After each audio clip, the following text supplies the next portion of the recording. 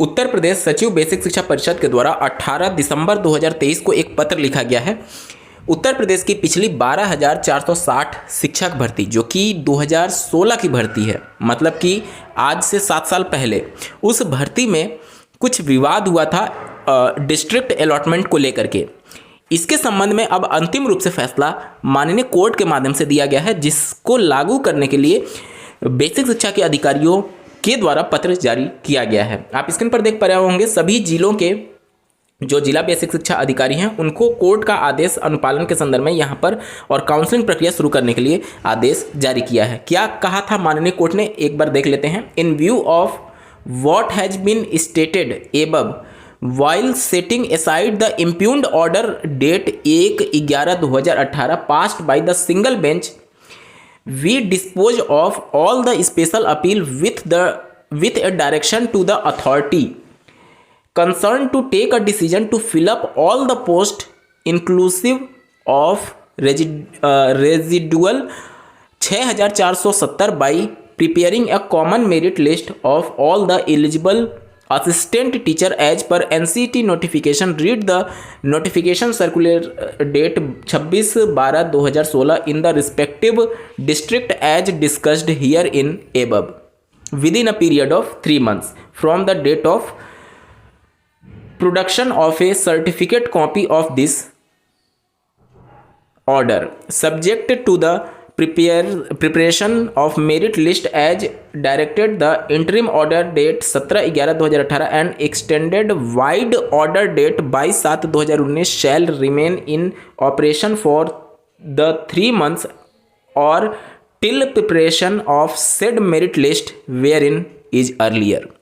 माननीय single bench के द्वारा जो कोर्ट ऑर्डर दिया गया था, उस फैसले को सेट असाइड करते हुए 12,460 शिक्षक भर्ती में माननीय कोर्ट के द्वारा ये आदेश दिया गया है कि जो 26 दिसंबर 2016 को शिक्षक भर्ती का नोटिफिकेशन जारी हुआ था, उसमें कुछ विवाद हुआ था जिला अलॉटमेंट को लेकर के 6,470 कैंडिडेट की ये बात की गई है।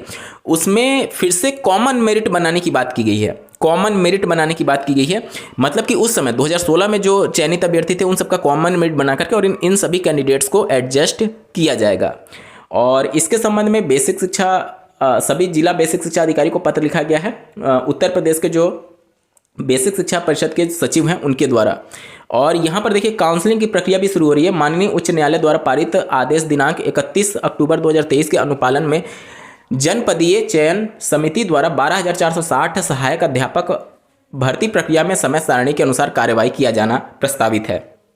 देख सकते हैं आप 27 दिसंबर 2023 से माननीय उच्च न्यायालय द्वारा पारित 31 अक्टूबर के अनुपालन में अंतिम चयन सूची तैयार करना एवं जनपद के NIC के द्वारा पोर्टल पर अपलोड कर दिया जाएगा जो भी चयन सूची होगी। और 29 तारीख को काउंसलिंग परीक्षण की कार्यवाही शुरू होगी और 30 तारीख तक काउंसलिंग अभिलेखों के परीक्षण के उपरांत आहर पाए गए अभ्यर्थियों को नियुक्ति पत्र निर्गत कर दिया जाएगा। तो 30 दिसंबर 2023 बहुत महत्वपूर्ण तिथि है 12,460 शिक्षक भर्ती के से संबंधित अभ्यर्थियों के लिए। यहाँ पर दूसरे पॉइंट में देख सकते हैं 12,460 सहायक अध्यापक भर्ती प्रक्रिया के संबंध में दिनांक 22 दिसंबर को वीडियो कॉन्फ्रेंसिंग आहूत है। कृपया उक्त के संबंध में अग्रतर आवश्यक कार्रवाई करने का कष्ट करें। तो ये सभी जो मीटिंग होगी ऑनलाइन मीटिंग, वो एक तरीके से जो जिला बेसिक शिक्षा अधिकारी हैं उनको डायरेक्शन दिया जाएगा, जो सचिव हैं बेसिक शिक्षा विभाग के उनके द्वारा। तो 6-7 साल बाद ये जाकर के मामला माननीय कोर्ट से निस्तारित हुआ है और अब अभ्यर्थियों को नियुक्ति पत्र मिलने जा रहा है। उत्तर प्रदेश की 69,000 शिक्षक भर्ती की बात करें तो 2018 से अलग अलग मामले को लेकर के अभी भी मामला विचाराधीन है और माननीय कोर्ट ने जो 69,000 की लिस्ट थी उसको रिविजिट करने के आदेश दे दिए हैं। जैसा कि आपको ज्ञात होगा, जो चौथी लिस्ट थी 6800 से संबंधित अभ्यर्थियों की, उस पर माननीय कोर्ट ने उसे क्वेश्चन कर दिया, उसको सेट असाइड कर दिया कि ये गलत तरीके से, और एक तरीके से उन्होंने ये कहा है कि जो 69,000 की लिस्ट है इसमें आरक्षण विसंगति थी या नहीं, घोटाला हुआ या नहीं, इसको लेकर के पूरी लिस्ट एक बार रिविजिट किया जाए। मतलब कि जितने भी कैंडिडेट हैं जो ऑलरेडी वर्किंग है 2 साल से 3 साल से, उनको डिस्टर्ब ना किया जाए। अगर नया लिस्ट बनाने पर कोई अभ्यर्थी उस लिस्ट में नहीं भी आ रहा है तो उसको बाहर नहीं निकाला जाएगा, लेकिन जो नए कैंडिडेट होंगे उनको नियुक्ति पत्र दिया जाएगा। तो इन सभी गलतियों की वजह से निश्चित तौर पर जो नए पद सृजित होने चाहिए थे वो नहीं हो पाते हैं, क्योंकि जाहिर सी बात है अब नए पद जो बचे होंगे उसी में से पद देना पड़ेगा, क्योंकि ऑलरेडी वो 69,000 की भर्ती तो ऑलरेडी कंप्लीट हो चुकी है। उतने कैंडिडेट्स को अपॉइंटमेंट लेटर दिया जा चुका है, राज्य सरकार का ही हलफनामा माननीय कोर्ट में था। तो ये सब छोटी छोटी गलतियों की वजह से निश्चित तौर पर सालों से जो अभ्यर्थी वेट कर रहे हैं शिक्षक भर्ती का, उनको थोड़ा सा प्रॉब्लम होता है। और कहीं ना कहीं इसी को एक तरीके से हथियार बना करके भी बेसिक शिक्षा विभाग और राज्य सरकार ये कहती है कि हमारे पुराने मामले कोर्ट में फंसे हुए हैं, नई शिक्षक भर्ती पर विचार नहीं किया जा सकता। तो ये सभी चीज़ों को लेकर के निश्चित तौर पर निराशा जरूर होती है जो नए शिक्षक भर्ती का वेट कर रहे हैं उन अभ्यर्थियों के लिए। तो राज्य सरकार को एटलीस्ट 7 साल 8 साल से जो भर्तियों के मामले पेंडिंग पड़े हुए हैं उन सबको जल्दी निपटा करके एक नई शिक्षक भर्ती का विज्ञापन जारी करना चाहिए, क्योंकि राज्य सरकार की अभी हाल ही में देखे होंगे आप, बिहार में जो शिक्षक भर्ती में यहाँ से कैंडिडेट चयनित हुए हैं वो लगातार राज्य सरकार को एक तरीके से वहाँ की राज्य सरकारों की तारीफ कर रहे थे, और उत्तर प्रदेश की राज्य सरकार के लिए वो कहीं ना कहीं उल्टा ना पड़ जाए लोकसभा चुनाव 2024 में। इसको देखते हुए राज्य सरकार को जल्द से जल्द बड़ा डिसीजन लेते हुए एक बड़ी शिक्षक भर्ती की बहुत ज़्यादा यहाँ पर रिक्वायरमेंट है। इस वजह से है क्योंकि आप लगातार, ऐसा तो है नहीं कि शिक्षक भर्ती नहीं आ रही है तो बीएड डीएलएड कोर्स बंद हो गया है। लगातार लगभग 2.25 लाख 2.5 लाख के आसपास उत्तर प्रदेश में डीएलएड की सीटें हैं, बीएड की भी लगभग 2,30,000 2,20,000 के आसपास सीटें हैं। तो आप 2.5 लाख अगर बीएड डीएलएड से निकाल रहे हैं तो 5 लाख कैंडिडेट आप प्रशिक्षण कर रहे हैं, प्रशिक्षित कर रहे हैं हर साल, और ये तो रेगुलर बेस पर है। इसके अलावा डिस्टेंस लर्निंग के माध्यम से इग्नू हो गया, अन्य बहुत सारी यूनिवर्सिटीज हैं, उनके माध्यम से लगातार अभ्यर्थी ट्रेनिंग कंप्लीट कर रहे हैं। तो 5 लाख कैंडिडेट को ऑक्युपाई करने के लिए हमारे पास रोड मैप क्या है, आखिर हम क्यों करा रहे हैं? देखिए, इसको आप बीएड और डीएलएड को नॉर्मल ग्रेजुएशन और नॉर्मल कोर्सेज से कंपेयर करके मत देखिएगा, क्योंकि वो कोर्सेज आपको डिग्री की उपाधि देती है, लेकिन ये डिग्री नहीं है, ये आपकी ट्रेनिंग कराई गई है। पहले क्या होता था कि जो बीटीसी में एडमिशन लेता था उसका 100% जॉब सिक्योर हो जाता था। क्यों? क्योंकि राज्य सरकार ये पहले करती थी कि बैच वाइज रिक्रूटमेंट करती थी, मतलब कि जिसने ट्रेनिंग कर लिया वो आधा से ज़्यादा तो टीचर वैसे ही बन चुका है।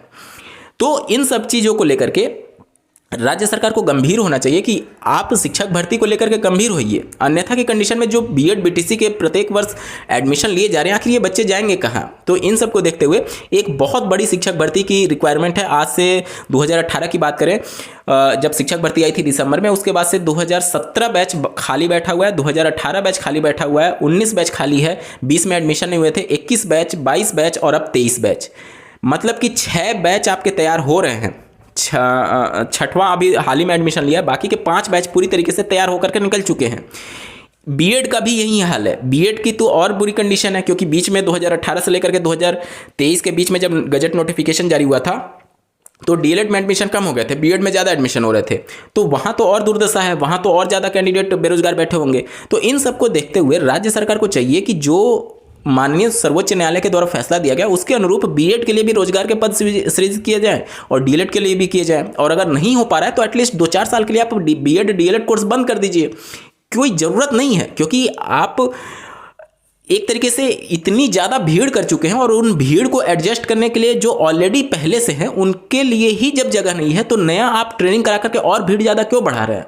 तो 1-2 साल रोकने में कोई बुराई नहीं है, 1-2 साल रोक देंगे तो एटलीस्ट अन्य राज्यों में या फिर कोई कैंडिडेट चयनित होकर के किसी दूसरे विभाग में चयनित होकर के एटलीस्ट यहाँ पर थोड़ा सा जो भीड़ है, जो बर्डन है इस विभाग में, वो थोड़ा सा कम होगा।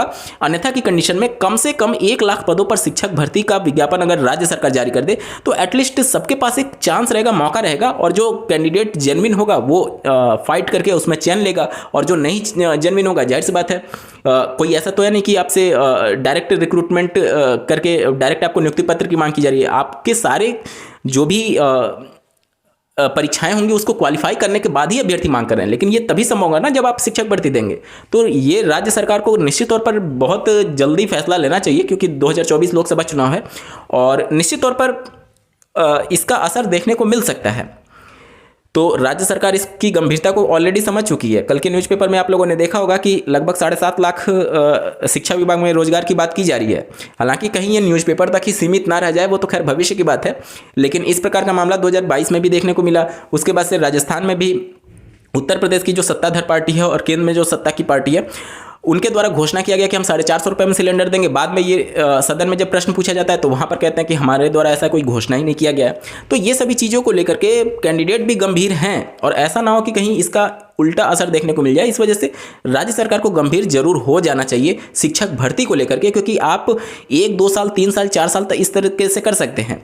अभ्यर्थियों के मामले कोर्ट में भी चल रहे हैं कि आरटी एक्ट के धारा 26 के अंतर्गत 10% से ज़्यादा सीटें खाली नहीं रह सकती हैं। इसके अलावा शिक्षा मित्रों को आप छात्र शिक्षक अनुपात में काउंट कर रहे हैं, जो कि एनसीटी की गाइडलाइन के खिलाफ है। अगर आप उनको शिक्षक के तौर पर काउंट कर रहे हैं तो उनको शिक्षक के बराबर सैलरी क्यों नहीं दे रहे हैं, और अगर बराबर सैलरी नहीं दे रहे हैं तो उनको शिक्षक के तौर पर क्यों काउंट कर रहे हैं। एनसीटी साफ तौर पर यह कहता है कि जब तक उसकी सभी गाइडलाइंस को फुलफिल नहीं किया जा सकता तब तक कोई भी candidate as a assistant teacher pupil teacher ratio में काउंट नहीं हो सकता। शिक्षा मित्र में बहुत सारे ऐसे कैंडिडेट हैं जो टेट भी नहीं पास हैं, तो उनको कैसे काउंट किया जा रहा है, ये सभी चीज़ें हैं। तो इन सभी चीज़ों को देखते हुए राज्य सरकार को शिक्षक भर्ती के लिए निश्चित तौर पर अब गंभीर होने की आवश्यकता है। इस वीडियो को देखने के लिए आपका बहुत बहुत धन्यवाद। भगवान करे आपका दिन शुभ हो।